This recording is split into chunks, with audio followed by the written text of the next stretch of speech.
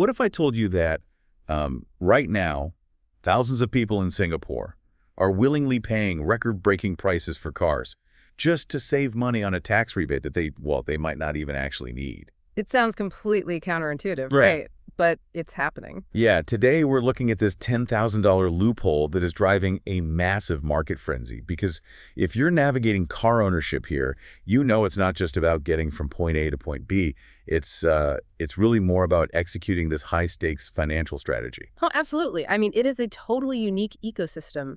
You aren't just buying metal and batteries. You're purchasing a highly regulated, time-limited slice of road space, right, in one of the most densely populated nations on Earth. Which brings us to the mission of our deep dive today. We're pulling from a whole stack of sources: government transit mandates, financial tracking data, some really interesting cultural analyses, and a detailed 10-year case study on automotive maintenance. Right, there's a lot to unpack. Definitely. Our goal is to decode this frantic 2026 EV rush that's happening. We are going to map out exactly how incoming government rebate reductions will hit your wallet, and uncover why certain best-selling electric vehicles remain completely untouched by these massive cuts. Yeah.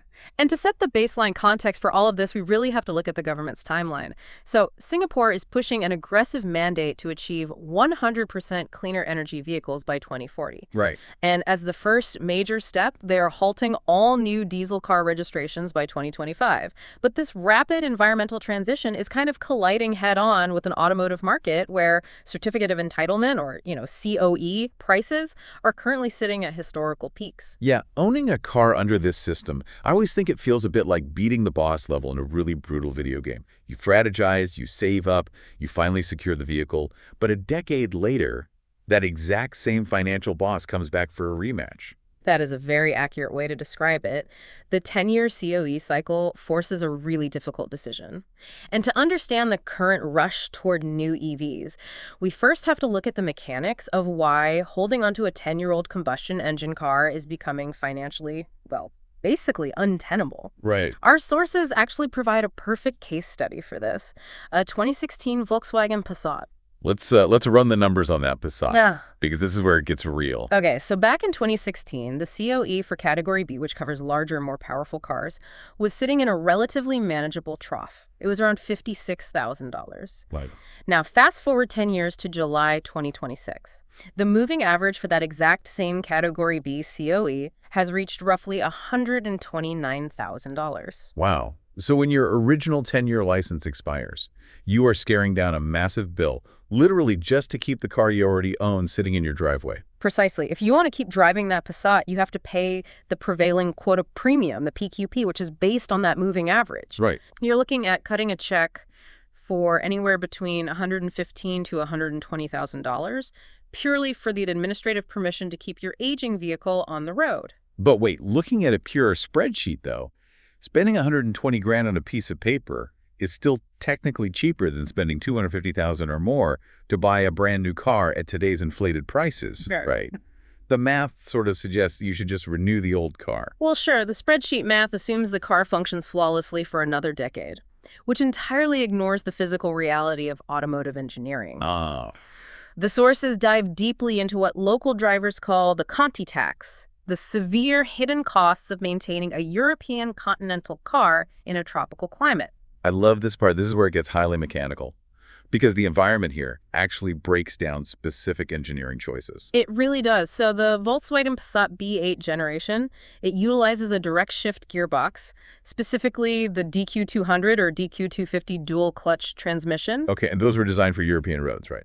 Exactly. They were engineered for the continuous airflow and steady cruising speeds of the German Autobahn. But in Singapore, you have endless stop-and-go gridlock. Right, constantly hitting the brakes. Yes, the transmission is constantly creeping forward, slipping the dry clutches between first and second gear. And because there is no highway airflow to cool it down, this creates immense thermal load. The mechatronic unit essentially bakes itself until it fails, which results in violent jerking and a total loss of power. Oh, man. And replacing a complex dual-clutch transmission is not exactly a standard maintenance bill. No, it's catastrophic to your wallet. Yeah. And it's not just an isolated issue. The Passat's E8888 engine is notorious for excessive oil consumption and timing chain stretch as it approaches that 10-year mark. Plus the heat, right? Right. The constant ambient heat of 30-plus degrees severely accelerates the degradation of rubber suspension bushings, engine gaskets, plastic coolant pipes. So you're not just doing standard oil changes. Exactly. You are entirely rebuilding fundamental mechanical systems. When you compound a potential $15,000 mechanical repair bill with a $120,000 COE renewal, scrapping the vehicle becomes the only rational move. Which is wild. And, we all know the MRT and bus networks are highly efficient for, say, a single commuter heading to the office. But our cultural sources point out the brutal reality for the sandwich generation. Yeah, it's a completely different situation for them. Right. Try getting 2 toddlers, a stroller, and an aging parent with a walker onto the east-west line at rush hour in the pouring rain. It's just not happening. Exactly. For a multi-generational household managing school drop-offs, tuition classes, and regular hospital visits for elderly parents, public transport simply cannot absorb that logistical burden. The car isn't a luxury item for them. No, it is an infrastructural necessity for the family to function. So if taking the bus isn't an option, and repairing the old Passat is financial suicide, these families are kind of backed into a corner. They are forced to enter the market for a new car right now. And that desperation is colliding directly with the government's 2026 tax changes. That is the exact catalyst for the current EV rush. The Land Transport Authority and the National Environment Agency have utilized 2 primary levers to incentivize electric vehicles over the past few years. And those are the rebates, right? Right. The EV Early Adoption Incentive, or EEAI, and the Vehicular Emission Scheme, the VES. These mechanisms function by offering rebates that directly offset your additional registration fee, the ARF. Okay, let's unpack the ARF for a second because it is the foundational mechanism of car pricing here. Think of the ARF as a massive scaling luxury tax. That's a good way to put it. It's calculated based on the car's open market value, or OMV, which is essentially the raw cost of the car at the factory. The ARF starts at 100% of the OMV for cheaper cars and scales up aggressively to 320% for ultra-luxury models. So often, the ARF tax alone costs more than the physical car itself. Which is exactly why these rebates have been so powerful. In 2025, a clean, pure EV qualified for the maximum combined rebate from the EEAI and VES, totaling $40,000. $40,000. Yes, and that massive sum is subtracted directly from your ARF tax bill. But starting January 1st, 2026, the government is scaling this back. The EEAI is being halved to a cap of $7,500, and the VES rebate drops to $22,500. Meaning the absolute maximum rebate you can get shrinks from $40,000 down to $30,000. Exactly. And the landscape shifts even harder against hybrid vehicles. In 2026, hybrids no longer qualify for VES rebates at all. They're pushed into a neutral tax band. If you want a rebate, you must buy a pure electric vehicle. And looking further ahead to 2027, the EEAI will cease entirely, and the VES rebate drops again to a maximum of $20,000. Okay, let's apply this specific policy shift to real-world pricing. If a listener is standing in a showroom looking at the sticker price, how does that lost $10,000 in rebates translate to the cash actually leaving their bank account? We can map this clearly using 2 examples from the sources. Yeah. Let's start with a mass market option, the BYD Atto 3. Very popular car. Very popular. So the open market value, that base factory cost, is roughly $31,500. Before any rebates are applied, the scaling ARF tax on that car sits at $36,100. Right. So under the generous 2025 rules, you had $40,000 in rebates to throw at a $36,000 tax bill. So it easily wipes the entire tax out. You pay 0 ARF. Correct. But let's look at the math for 2026.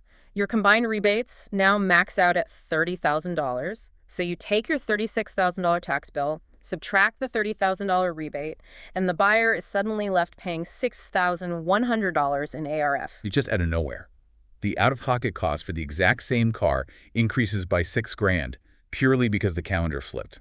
Now observe what happens with a slightly higher tier vehicle, like the Tesla Model 3. Its open market value is $44,847.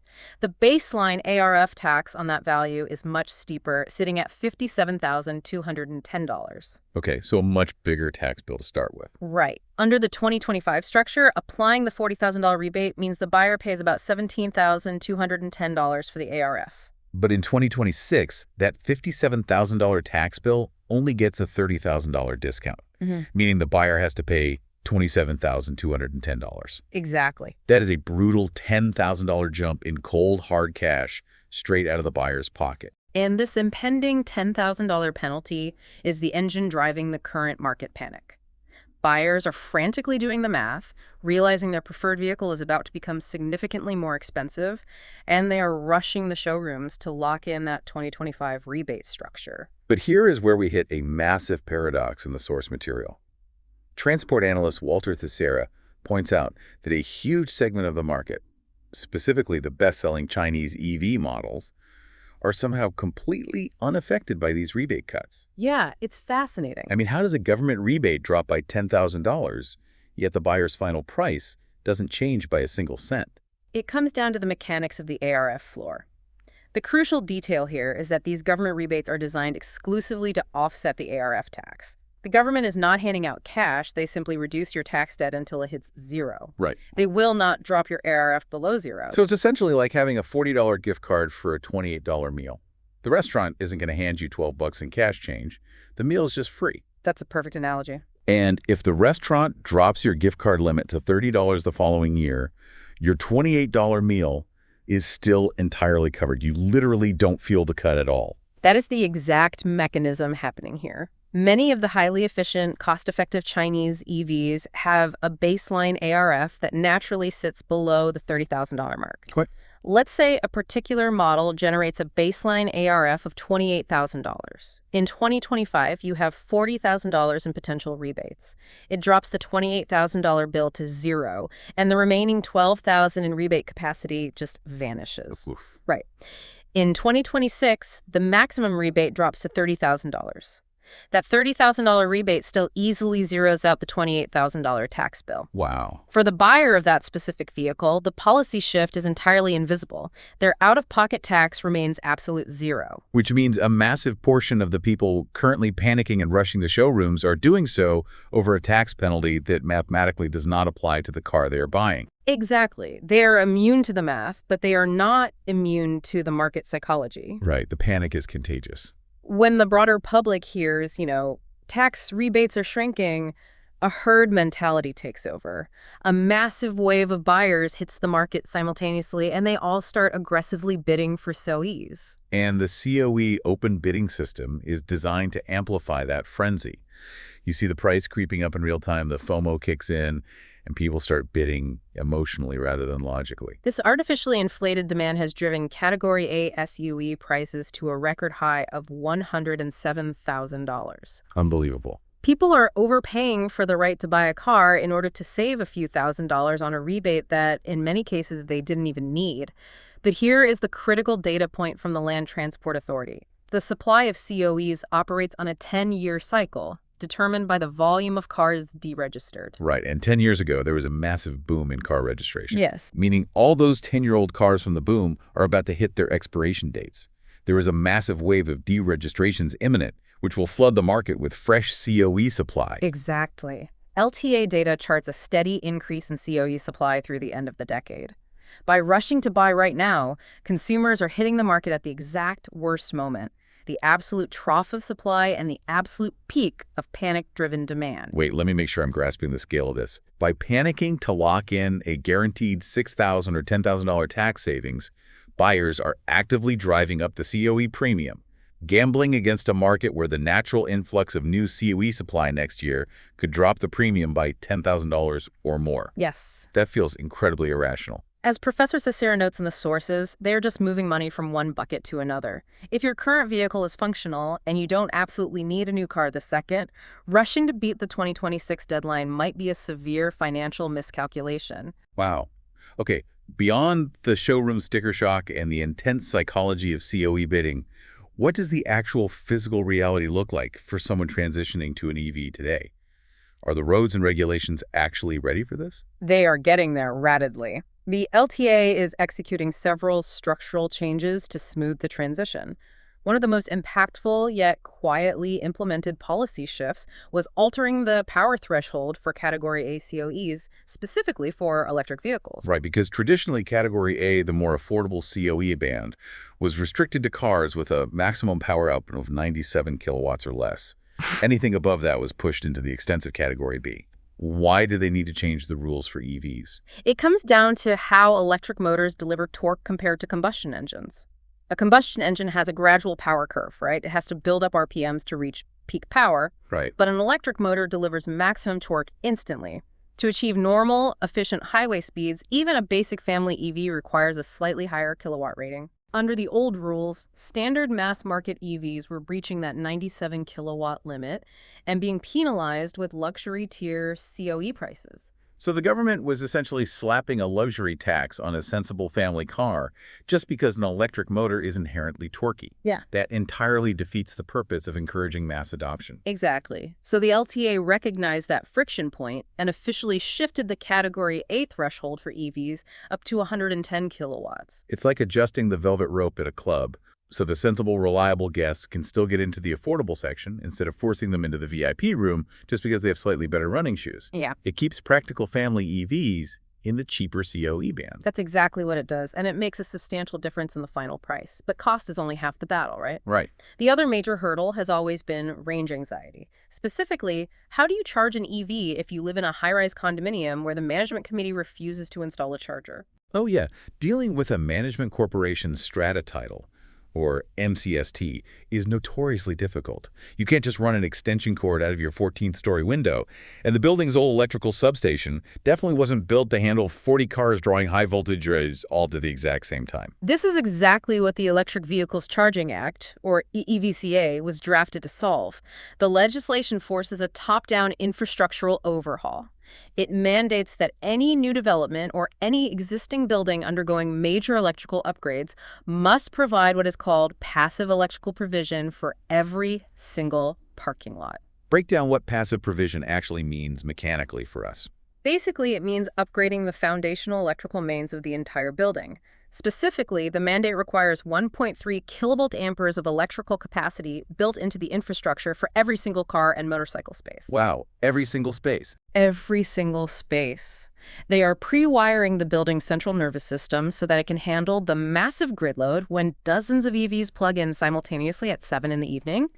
You don't have to tear up the concrete and upgrade the substation 10 years from now. The capacity is already dormant and waiting underground. That is massive. And what about the actual physical chargers on the wall? That falls under active provision. Okay. The law dictates that a minimum of 20% of that newly upgraded passive capacity must have active, fully wired, ready-to-use charging stations installed immediately. Got it. So if a new condo has 100 parking spaces, it possesses the hidden grid capacity to eventually charge 100 cars. Yeah. But it's legally required to have 20 physical chargers bolted to the wall the day it opens. Exactly. And combine that aggressive mandate with applications like mytransport.sg, which tracks the real-time availability of public chargers across the island, and range anxiety is essentially engineered out of existence. It is remarkable how quickly the entire landscape is being re-engineered. Looking back at the arc of our sources today, we start with the mechanical nightmare of a 10-year-old Passat baking its gearbox in traffic, which forces families back into the car market. Right. Then they collide with the 2026 tax structure, where $10,000 in rebates are vanishing, creating widespread panic.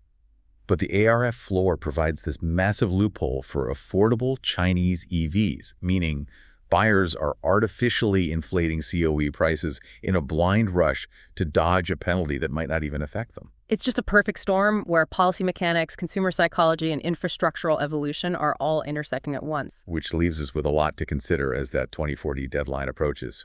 As we transition entirely to electric, what is the end game for this ecosystem? Honestly, that is the most provocative question raised by this entire transition. Think about the historical purpose of the COE system. It was designed to control the physical vehicle population, sure, but it also utilized emissions bans to heavily penalize larger, more polluting engines. As we approach 2040, and every vehicle on the road is a clean, silent electric vehicle, The distinction between a green car and a polluting car just vanishes. Because they all draw from the same grid and produce zero tailpipe emissions. Exactly. When an emissions-based tax system no longer has emissions to penalize, and the ultimate goal narrows purely to controlling physical congestion on a small island, the very structure of the COE system will have to evolve. That makes total sense. Currently, a family buying an EV to manage their daily logistics has to bid in the exact same open COE pool as a commercial ride-hailing fleet purchasing hundreds of EVs for profit. And the commercial fleets can afford to outbid them. Right, they amortize those higher costs, continuously driving the premium up for private buyers. The question becomes, will Singapore eventually have to segregate COE categories entirely by use case, separating commercial fleets from private owners? Oh. Because if they don't, as EVs reach total parity, car ownership may cease to be an achievable middle-class aspiration and become an arena exclusively for the ultra-wealthy. So the ultimate boss of this financial strategy game isn't the tax rebate shrinking or even the engine failing. The final boss is the fundamental evolution of the system itself. That is a massive concept to mull over. To you listening, the next time you're stuck in traffic, look at the license plates around you and ask yourself, who will actually have the capital to afford that slice of road space 10 years from now? Keep questioning the systems around you, and we will catch you on the next deep dive.